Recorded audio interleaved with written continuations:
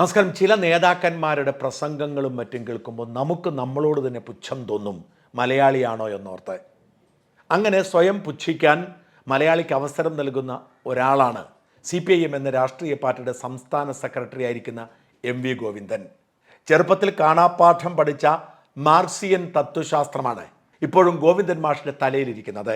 ആ മാർക്സിയൻ തത്വശാസ്ത്രത്തിൻ്റെ പശ്ചാത്തലത്തിൽ ലോകത്ത് നടക്കുന്ന സകല കാര്യങ്ങളെക്കുറിച്ചും അദ്ദേഹം പ്രസംഗിക്കുന്നത് കേൾക്കാൻ ആളുകൾ എത്തുന്നത് പോലും ചിരിക്കാനാണ്. ജഗതി ശ്രീകുമാറിൻ്റെ അഭാവം പലപ്പോഴും മലയാളി മറക്കുന്നത് ഗോവിന്ദൻ മാഷയുടെ ഇത്തരം പ്രസംഗം കൊണ്ടാണ്. കേരളിനെ ന്യായീകരിക്കുന്നതിന് വേണ്ടി അദ്ദേഹം പറഞ്ഞൊരു തമാശയുണ്ട്.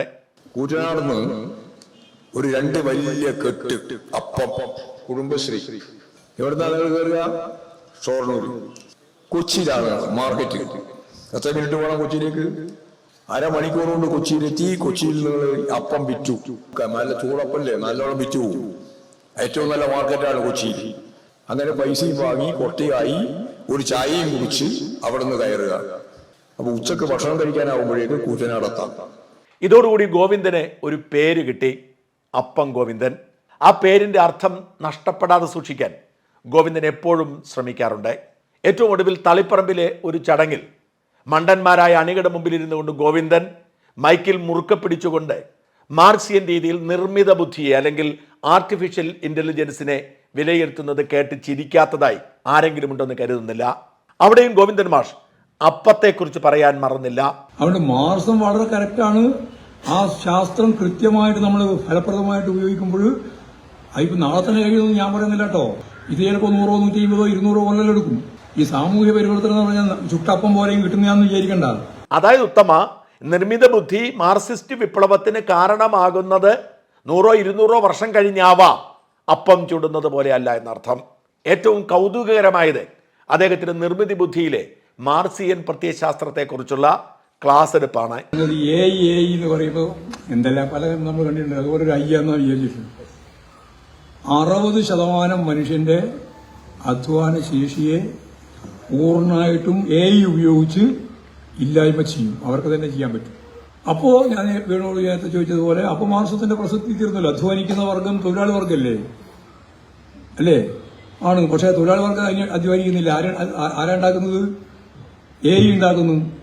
പിന്നെന്താ ചെയ്യുക? അപ്പോൾ നിങ്ങൾ ഗൗരവപൂർവ്വം ആലോചിച്ചോളണം.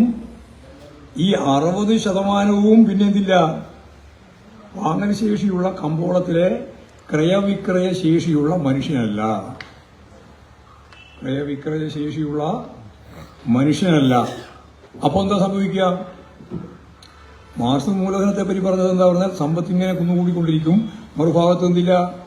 അത് വാങ്ങാനുള്ള ശേഷി ഇല്ലാതിരിക്കും. അന്നത്തെ ശേഷി വെച്ചിട്ട് മിച്ചമൂല്യത്തെ പറ്റിയെല്ലാം പറഞ്ഞത് ഓരോരോ ഉദാഹരണം വെച്ചിട്ടാണ്. ആ ഉദാഹരണത്തിനൊന്നും ഇപ്പോൾ കാര്യമില്ല. പക്ഷെ മാർക്സും പറഞ്ഞത് വളരെ ശരിയാണ്. ഇതിന്റെ എല്ലാം ഉടമയാരാ? മുതലാളിത്താണ്. അവന്റെ കയ്യിലാണ് ഈ സമ്പത്ത് മുഴുവൻ കുമിഞ്ഞുകൂടി എത്തുന്നത്. തൊഴിലാളിയുടെ കയ്യിലൊന്നില്ല, വാങ്ങാൻ കഴിയില്ല. പിന്നെ ഇവനുണ്ടാക്കിയ ഈ സ്വത്ത് എന്ത് ചെയ്യും? ഏത് കമ്പോളത്തിൽ വിൽക്കും? ആര് വാങ്ങും? അപ്പോൾ പ്രതിസന്ധി രൂക്ഷാവും.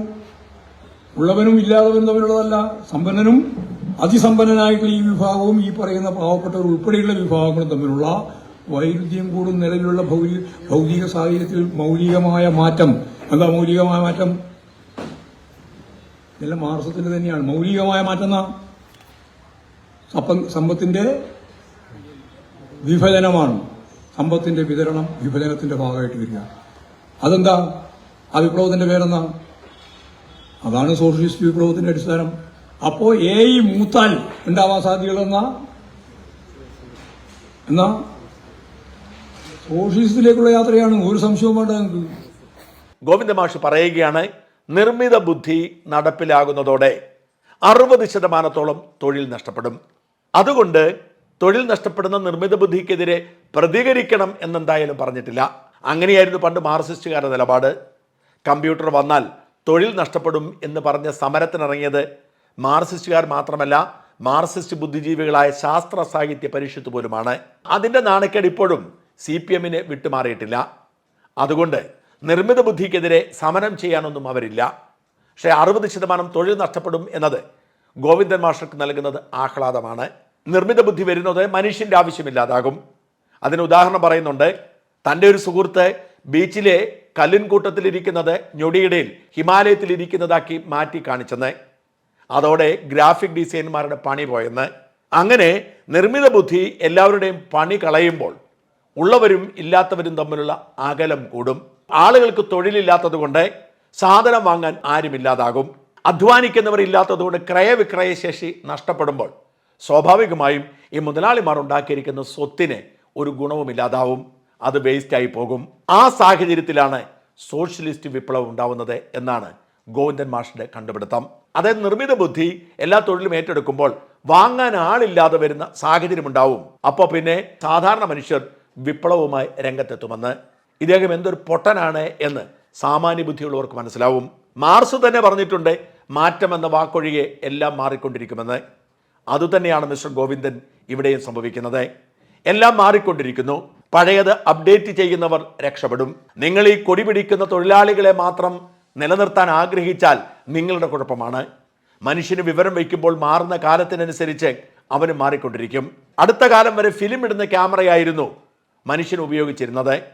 അത് നിന്നുപോയി. പക്ഷെ ഡിജിറ്റൽ ക്യാമറകളും എന്തിനേറെ നമ്മുടെ കയ്യിലിരിക്കുന്ന മൊബൈൽ ഫോണുകളും പോലും ക്യാമറകളായി മാറി. അതുകൊണ്ട് ക്യാമറ കൈകാര്യം ചെയ്യുന്നവരുടെ തൊഴിൽ നഷ്ടപ്പെട്ടിട്ടില്ല. ക്യാമറയുടെ ആവശ്യവും ഇല്ലാതായിട്ടില്ല. അതിൻ്റെ സാങ്കേതികവിദ്യ മാത്രമാണ് മാറിപ്പോയത്. ഇതെല്ലാ മേഖലകളിലുമുണ്ട്. ഇൻ്റർനെറ്റും കമ്പ്യൂട്ടറും വന്നതോടെ ബാങ്കിങ്ങും അധ്യാപനവും ഇല്ലാതായോ? അവ പുതിയ പരിഷ്കൃത രീതിയിൽ മുമ്പോട്ട് പോയി. പുതിയ തൊഴിൽ മേഖലകൾ സൃഷ്ടിക്കപ്പെട്ടു. ഓൺലൈൻ മാധ്യമങ്ങൾ വന്നതോടെ അച്ചടി മാധ്യമങ്ങൾ ഇല്ലാതായോ? അച്ചടി മാധ്യമങ്ങൾ സാങ്കേതിക വിദ്യയുടെ സഹായത്തോടെ മുമ്പോട്ട് പോയിക്കൊണ്ടിരിക്കുന്നു. ഓൺലൈൻ മാധ്യമങ്ങൾ എന്ന പുതിയ തൊഴിൽ മേഖല സൃഷ്ടിക്കപ്പെടുന്നു. ഇത്തരത്തിൽ സമസ്ത മേഖലകളും മാറിക്കൊണ്ടിരിക്കും. ഈ മേഖലകളോട് താതാത്മ്യം ചെയ്യാൻ കഴിയുന്നവർക്ക് പുതിയ തൊഴിലവസരങ്ങൾ കിട്ടും. കാലം മാറിയതനുസരിച്ച് മാറ്റങ്ങൾക്ക് തയ്യാറാവാത്തവർ പട്ടിണിയിലാവും. അങ്ങനെയുള്ളവരെ നിങ്ങൾ സ്വപ്നം കാണുന്നത് കൊണ്ടാണ് ഇത്തരം പൊട്ടത്തരങ്ങൾ പറയുന്നത്. ഇത്തരം പൊട്ടന്മാർ നമ്മളെ നയിക്കുന്നു എന്നതുകൊണ്ടാണ് നമ്മൾ ഒരിക്കലും വളർച്ചയിലേക്ക് പോവാത്തത്. ഈ പാർട്ടിയിലെ ബുദ്ധിയുള്ളവർ പോലും ഈ സാങ്കേതിക വിദ്യയുടെ ഭാഗമായി വിദേശത്ത് മറ്റും ജീവിക്കുന്നു. ഇവരാവട്ടെ തൊഴിലാളി വർഗത്തിൻ്റെ പേര് പറഞ്ഞ് ബിസിനസ് ക്ലാസ്സിൽ യാത്ര ചെയ്ത് ഉലകം ചുറ്റി അമേരിക്കയിൽ ചികിത്സ നടത്തി മക്കളെ വിദേശത്ത് ബിസിനസ്സിന് വിട്ട് അവരുടെ ജീവിതവും സുഖമാക്കുന്നു. എന്നാൽ അടിമകളായ പാവപ്പെട്ടവർ അങ്ങനെ തന്നെ നിലനിൽക്കാൻ ആഗ്രഹിക്കുന്നു. അതിനെ ഈ നിർമ്മിത ബുദ്ധിയൊക്കെ തടസ്സമാവും എന്ന് തിരിച്ചറിഞ്ഞിട്ട് നിർമ്മിത ബുദ്ധിയിലൂടെ വിപ്ലവമുണ്ടാകും എന്ന് സ്വപ്നം കാണുകയാണ്. മാർസിയൻ വിപ്ലവത്തിൻ്റെ കാലമേ അവസാനിച്ചു പോയി. തൊഴിലാളിയും മുതലാളിയും തമ്മിലുള്ള സംഘർഷത്തിലൂടെയല്ല, അവർ തമ്മിൽ ഐക്യത്തിലൂടെയാണ് പുതിയ തൊഴിലവസരങ്ങൾ സൃഷ്ടിക്കപ്പെടുന്നത് എന്ന് മാർക്സിസ്റ്റുകാർക്ക് അറിയാത്തത് കൊണ്ടല്ല. അവർ പഠിച്ചു വെച്ചിരിക്കുന്ന വിഡ്ഢിത്തങ്ങൾ വിളമ്പിയില്ലെങ്കിൽ അവർക്ക് പണിയില്ലാതാവും. ഈ നിർമ്മിത ബുദ്ധിയുടെ കാലത്തും വിപ്ലവം വരുമെന്ന് വിശ്വസിക്കാനും അത് പൊട്ടന്മാരായ അണികളോട് പറഞ്ഞു കൊടുക്കാനുമുള്ള അപാരമായി തൊലിക്കെട്ടിയുണ്ടല്ലോ, അത് സമ്മതിക്കാതിരിക്കാൻ നിവൃത്തിയില്ല. വാസ്തവത്തിൽ ഗോവിന്ദൻ മാഷക്ക് ഈ വെളിപാടുണ്ടാവാൻ കാരണം ഡീപ് സീക്ക് എന്ന ചൈനീസ് സോഫ്റ്റ്വെയർ അമേരിക്കൻ വിപണിയെ ബാധിച്ചു എന്ന വാർത്ത കേട്ടപ്പോഴാണ്. ചൈനയാണ് എക്കാലത്തും നമ്മുടെ സഖാക്കളുടെ ചങ്കിലെ ധൈര്യവും ചോരയും. ചൈന പണ്ടേ കമ്മ്യൂണിസം ഉപേക്ഷിച്ച് മുതലാളിത്തത്തിൻ്റെ ഏറ്റവും തീവ്രമായ ഭാവത്തിലേക്ക് മാറിയെന്ന് ഗോവിന്ദൻ മാഷുമാർക്ക് അറിയാത്തത് കൊണ്ടല്ല. അവർക്ക് ചൈനയിൽ പോകുന്നതിനേക്കാൾ താല്പര്യം അമേരിക്കയിലും ബ്രിട്ടനിലും പോകുന്നതാണല്ലോ. ചൈനയുടെ ഡീപ് സീക്ക് എന്ന് പറയുന്ന സാങ്കേതിക വിദ്യ അമേരിക്കയുടെ നിർമ്മിത ബുദ്ധിയേക്കാൾ മുമ്പിലാണ് എന്ന വാർത്ത പുറത്തു വന്നപ്പോൾ അമേരിക്കയുടെ നിർമ്മിത ബുദ്ധി അധിഷ്ഠിതമായ വിപണിക്ക് വലിയ ഷോക്കുണ്ടായി. ആ കമ്പനികളുടെയൊക്കെ ഓഹരി മൂല്യം 1,00,000 കോടി താഴോട്ട് പോയി. അതോടുകൂടി ചൈന അമേരിക്കയെ ഉലയ്ക്കാൻ പോകുന്നു എന്ന തെറ്റായൊരു പ്രതീക്ഷ ഈ മാർക്സിസ്റ്റ് ബുദ്ധിജീവികൾക്കുണ്ടായി. എന്നാൽ ചൈനയിൽ കമ്മ്യൂണിസം പണ്ടേ മരിച്ചെന്നും അവിടെ ആ ചുവപ്പ് നിറം മാത്രമേ ബാക്കിയുള്ളെന്നും ആ ചുവപ്പിൻ്റെ ഏകാധിപത്യത്തിലൂടെ അവർ നടപ്പിലാക്കുന്നത് അമേരിക്കയേക്കാൾ തീവ്രമായ മുതലാളിത്തമാണെന്നും ഗോവിന്ദൻ മാഷിനെ പോലുള്ളവർ അറിയുകയുമില്ല, അറിയിക്കുകയുമില്ല. ഇതൊരു ഗോവിന്ദൻ മാഷിന്റെ മാത്രം പ്രശ്നമല്ല. ഇത്തരം പൊട്ടന്മാർ നമ്മളെ ഭരിച്ചുകൊണ്ടിരിക്കുന്നു എന്നതിന് മറ്റൊരു തെളിവാണ് കഴിഞ്ഞ ദിവസം മുസ്ലിം ലീഗ് നേതാവ് PMA സലാം നടത്തിയ പ്രസ്താവന.